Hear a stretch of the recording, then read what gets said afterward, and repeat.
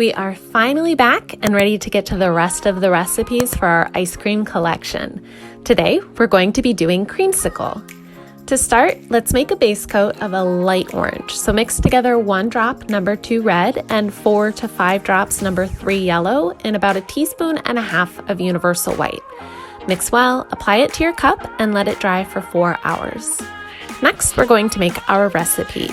Mix together 1 tablespoon universal white, 2 teaspoons Brite Tone or Extreme Protection, 9 drops number 2 red, and 36 drops number 3 yellow. As with all your recipes, make sure that you're mixing everything really well, scraping at the sides and the bottom to totally incorporate the universal white into the pigment.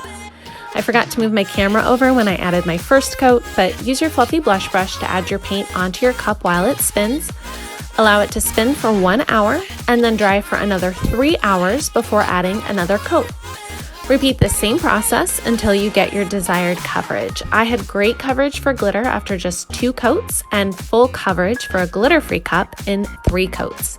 Here it is with 2 layers of Brite Tone over it. It's such a fun, creamy orange, perfect for summer.